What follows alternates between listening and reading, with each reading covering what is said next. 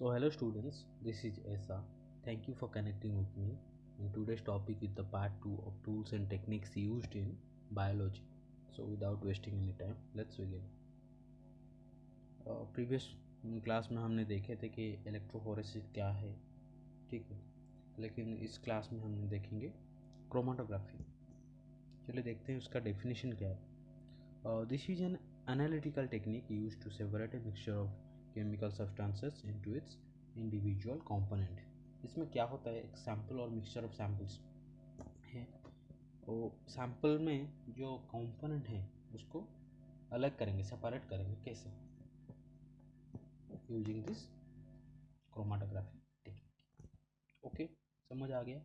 Different types of chromatography techniques are here: liquid chromatography, gas exchange chromatography, ion exchange chromatography, gas chromatography, ion exchange chromatography, affinity chromatography, etc. Okay, next slide में चलते फिर। here you can see the paper chromatography। डेफली पढ़ेंगे हम next session में, जब इसका specialised class होगा तब देखेंगे क्रोमाटोग्राफी क्या है, different different types of chromatography, specification क्या है इसका, कैरेक्टर्स क्या है, कैसे काम करता है, सारे देखेंगे। ठीक है, उसके बाद आता है स्पेक्ट्रोफोटोमेट्री। सो इसका डेफिनेशन क्या है spectrophotometry? Spectrophotometry is the technique used to measure the absorption of different wavelength of light passing from a sample। तो ये कहना चाहता है कि अगर एक सैंपल है उसमें से एक स्पेसिफिक वेवलेंथ का लाइट पास करवाया जाएगा तो उसमें से सैंपल के द्वारा कितना लाइट ऑब्जर्व हो रहा है उसी को कैलकुलेट करते हैं इसमें। ठीक, इसमें जो इंस्ट्रूमेंट यूज होता है वो स्पेक्ट्रोफोटोमीटर, मेजर्ड बाय स्पेक्ट्रोफोटोमीटर। ठीक है, ये समझ आ गया। चलिए नेक्स्ट स्लाइड में जाते हैं फिर। ये देख सकते हैं, ये इसका डायग्राम सिंपल डायग्राम है, बेसिक इंस्ट्रूमेंटेशन ऑफ स्पेक्ट्रोफोटोमीटर। इसमें देख सकते हैं ये लाइट सोर्स ये है, और ये कॉलीमेटर, ये एक प्रिज्म जो कि मोनोक्रोमेटर है, और एक स्लीट, और इस सैंपल इसको बोलते हैं कुबेटर। ठीक है, कुबेट, और ये डिजिटल डिस्प्ले। ठीक है, इसमें क्या होता है, ये लाइट कॉलीमेटर पे लाइट पास करता है, कॉलीमेटर के थ्रू, वहाँ से लाइट जाके डायरेक्ट मोनोक्रोमाटर में फोकस होता है। ठीक है, यहाँ से मोनोक्रोमाटर डिफरेंट वेवलेंथ का लाइट रिलीज करता है। ठीक है, ये समझ आ गया। उसके बाद हम क्या करेंगे, स्पेसिफिक वेवलेंथ ऑफ लाइट लेंगे जिसको यहाँ ये स्लिट के थ्रू, ये यहाँ पे स्लिट है ना, स्लिट के थ्रू पास करवाया जाएगा ये सैंपल में, जिसको बोलते हैं कुवेट। ठीक है, ये सैंपल में पास करवाया जाएगा। During this period of passing light, इसमें से कुछ सैंपल में कुछ लाइट एब्जॉर्ब हो रहा है। ठीक है, वो कितना एब्जॉर्ब हो रहा है कैसे कैलकुलेट करेंगे, पहले कितना था, कितना लाइट, और उसके बाद सैंपल में, सैंपल से पास होने के बाद कितना लाइट रहा, वेवलेंथ कितना रहा, उसको कैलकुलेट करते हैं, उसका लाइट का कैलकुलेट करते हैं। ठीक है, ये समझे। उसके बाद ये डिजिटल डिस्प्ले में डिस्प्ले होता है। समझ आ गई ये बात? ठीक है, तो चलिए फिर नेक्स्ट स्लाइड में चलते हैं। नेक्स्ट आ गया MRI। MRI stands for the magnetic resonance imaging. इसको पता है, ये मेडिकल फील्ड में यूज होता है। ठीक है, it is used in medical field. MRI used in the that means MRI used in the medical field। okay, hospitals like, समझ आ गया ना, ये it is used in medical field. उसके बाद MRI uses the mechanism of NMR। इसमें क्या होता है, ये जो MRI है वो एक मैकेनिज्म शो करता है जिसमें NMR जिसे बोलते हैं, NMR stands for the nuclear magnetic resonance. ठीक है, ये पढ़ेंगे, आगे पढ़ेंगे। ठीक है, इसका भी स्पेशल क्लास होगा, ठीक से देखेंगे इसको, NMR क्या है, MRI क्या है, ये कैसे NMR कैसे MRI में काम करता है, ये सारे देखेंगे। ठीक है, उसके बाद depending upon the water content of the body MRI shows image. समझ आ गया। उसके बाद ये डायग्राम देख सकते हैं एमआरआई कैसे काम करता है, ये एक डायग्राम है। उसके बाद नेक्स्ट स्लाइड में चलते हैं। या the ELISA technique, ELISA stand for the enzyme linked immunosorbent assay. ठीक है, उसका डेफिनेशन देख लेते हैं। In this technique an enzyme conjugate with an antibody at FC region react with the chromogenic substrate to generate a colored product। ठीक है, इसमें क्या होता है, एक एंजाइम है, ठीक है, डिफरेंट एंजाइम होते हैं, एक एंजाइम सिलेक्ट करते हैं। ये एलाइजा टेक्निक के लिए जो जो एंजाइम है उनमें से कुछ सिलेक्ट करते हैं। उसके बाद उसको कॉन्जुगेट करवाते हैं किसके साथ, एक एंटीबॉडी के साथ, एंटीबॉडी के FC रीजन में। ठीक है, उसके बाद वो रिएक्ट करता है एक क्रोमोजेनिक सबस्ट्रेट के साथ to produce a coloured product. ठीक है, समझ आ गया। Different enzymes are used, that is the peroxidase, alkaline phosphatase, beta galactase, sorry beta galactosidase. Okay, उसके बाद urease, different enzymes are found. Different types of ELISA are direct ELISA, indirect ELISA, and also sandwich, also competitive ELISA, different ELISA are found। ठीक है, basically ELISA techniques are used to determine or detect the AIDS, either it's positive or negative। ठीक, AIDS को detect करने के लिए ये ELISA technique use होता है। तो नेक्स्ट स्लाइड में चलते हैं।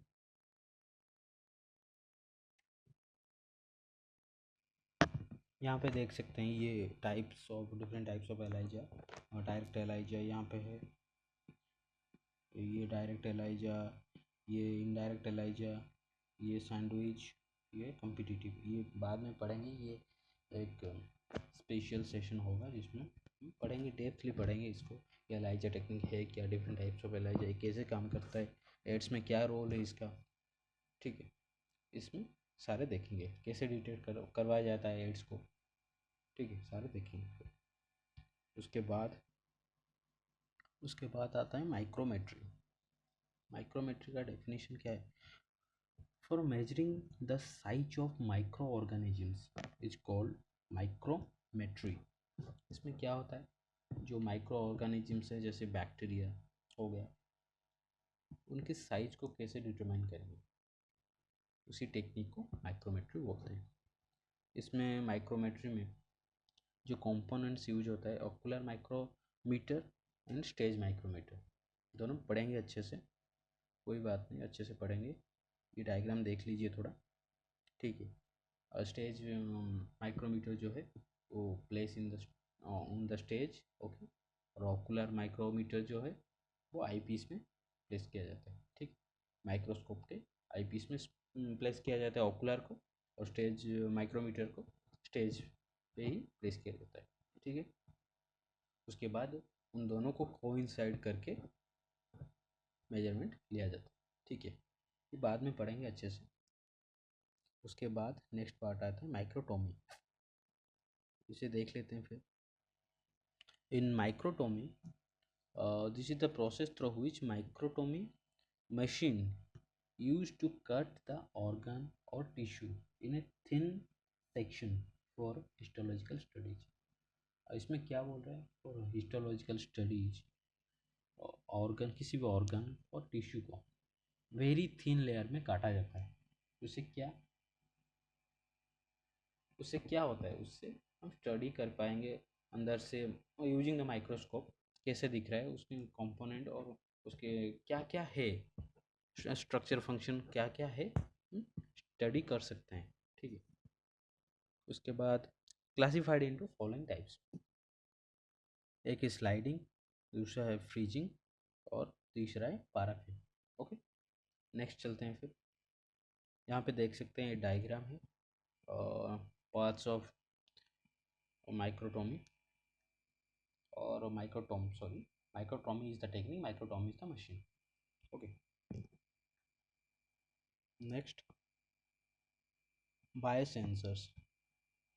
It is used to get analytical information using a biological recognition um, element which is in direct spatial contact with a transduction element. Okay, इसमें क्या होता है, ये डायग्राम देखिए। सिंपल, ये कॉमर्शियल अवेलेबल बायोसेंसर्स, ये मार्केट में अवेलेबल है, मेडिसिन स्टोर में अवेलेबल है। जैसे शुगर लेवल को चेक करना है, ये जो मशीन यूज करते हैं उसी को बायोसेंसर्स कहते हैं। ठीक है, ये पढ़ेंगे, बाद में पढ़ेंगे कैसे काम करता है, उसका मैकेनिज्म क्या है। मैकेनिक्स तो नहीं पढ़ेंगे, मैकेनिज्म पढ़ेंगे। ठीक है, और फिर नेक्स्ट चलते हैं। उसके बाद आता है ऑटो रेडियोग्राफी। इसका डेफिनेशन देख लेते हैं। Use to detection of materials that having the radioactive properties. ये ऑटो रेडियोग्राफी टेक्निक किस लिए यूज किया जाता है, किसी भी मटेरियल में रेडियो एक्टिव प्रॉपर्टी है या नहीं, उसे जानने के लिए हम यूज करते हैं। ठीक, ऑटो रेडियोग्राफी टेक्निक। उसके बाद ये देख सकते हैं different types of auto radiograms on in and between different types of auto radiogram, ये टाइप में पढ़ेंगे। बहुत अच्छा चैप्टर है, ठीक है, अच्छे से पढ़ेंगे इसको। उसके बाद ये कैसे काम करता है, इसका मैकेनिज्म ये है, ये बाद में डिस्कशन करेंगे इसको। ठीक है, अभी चलते हैं फिर नेक्स्ट स्लाइड में। अभी आता है x-ray. X-ray technique is used to produce internal body image by electromagnetic radiation interacting with body tissues। इसमें क्या होता है, एक्सरे रिलीज किया जाता है, ठीक है, जो कि इंटरेक्ट करता है बॉडी टिश्यू के साथ। ठीक है, समझ आ गया। इसमें क्या होता है, एक बात, जो सॉफ्ट टिश्यूज हैं लाइक मसल, ये उस रे को एब्जॉर्ब नहीं कर पाते हैं। ठीक है, उस रेडिएशन को, इलेक्ट्रोमैग्नेटिक रेडिएशन एब्जॉर्ब नहीं कर पाते हैं, इसीलिए मसल का इमेज नहीं फॉर्मेशन होता। जो हार्ड टिश्यूज हैं लाइक बोन्स, ये वो इलेक्ट्रोमैग्नेटिक रेडिएशन एब्जॉर्ब कर लेते हैं। ठीक है, उसके बाद ये बोन का इमेज फॉर्मेशन करते हैं। ठीक है, ये डायग्राम देख सकते हैं आप, ये एक्सरे का डायग्राम है, ओनली बोन्स का डायग्राम है। ठीक है, उसके बाद ये फ्लो साइटोमेट्री, इसका डेफिनेशन देख लेते हैं फिर। It is a laser based technique that is use to detection and measurement of physical and chemical characters of cell and particles in a heterogeneous fluid। ये कह रहा है कि अगर कुछ भी सैंपल ले लो, उसमें कुछ पार्टिकल्स हैं, उन पार्टिकल्स के कॉम्प्लेक्सिटी और फिजिकल कैरेक्टर्स क्या है, उसको पता लगाने के लिए, उसको जानने के लिए ये फ्लो साइटोमेट्री टेक्निक यूज किया जाता है। कैसे कैसे, इसमें एक लेजर यूज होता है, depending upon the scattering property, that means उस लेजर से जो लाइट जाता है वो डायरेक्ट स्ट्राइक करता है वो पार्टिकल के ऊपर। अगर ज़्यादा स्कैटरिंग हुआ लाइट तो पार्टिकल बहुत कॉम्प्लेक्स है। ठीक है, इसी तरह वो ग्राफिकल रिप्रेजेंटेशन होता है डिजिटल मेथड में। ठीक है, देख लेते हैं फिर कैसे होता है। ये डायग्राम देख सकते हैं आप, फ्लो साइटोमेट्री। यहाँ पे क्या हो रहा है, यहाँ पे सैंपल लोड हो गया, उसके बाद वन बाय वन सैंपल जा रहा है, एक पार्टिकल जा रहा है। ठीक है, यहाँ से लेजर बीम स्ट्राइक कर रहा है डायरेक्टली यहाँ पे पार्टिकल्स को। उसके बाद डिपेंडिंग अपॉन देयर स्कैटरिंग, पीछे भी जाएंगे लाइट, आगे भी स्कैटर होंगे, डिपेंडिंग अपॉन दैट यहाँ पे कंप्यूटर में शो होगा ग्राफिकल रिप्रेजेंटेशन कि उसका कॉम्प्लेक्सिटी क्या है, उसका फिजिकल प्रॉपर्टी कैरेक्टर क्या है, ये शो होगा। ठीक है, ये समझ आ गया, इसके बारे में पढ़ेंगे। अच्छा टॉपिक है, इंटरेस्टिंग टॉपिक है। ठीक है, इसमें काम बहुत है, ये अच्छे से पढ़ेंगे। अभी नेक्स्ट स्लाइड में चलते हैं फिर। उसके बाद अल्ट्रासाउंड, उसका डेफिनेशन भी देख लेते हैं। अल्ट्रासाउंड और सोनोग्राफी इमेजिंग, इसे बोलते हैं, सोनोग्राफी भी बोलते हैं, involves exposing part of the body to high frequency sound wave to produce a picture of inside body. इसमें क्या होता है, एक हाई फ्रिक्वेंसी साउंड प्रोड्यूस किया जाता है, ठीक है। उसके बाद एक्सपोज्ड पार्ट को वहाँ पे एक्सपोज किया जाता है, उसके आगे एक्सपोज किया जाता है, इसके तरह, जिसके ड्यू टू दैट कंडीशन, ठीक है, ड्यू टू दैट कंडीशन ये इमेज फॉर्मेशन होता है। समझ आ गया?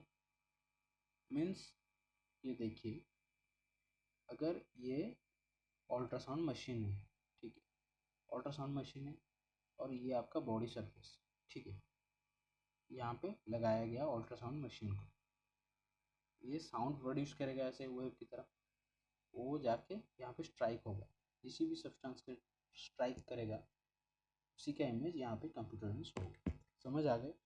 सिंपल सी बात है। देख लेते हैं फिर उसका डायग्राम क्या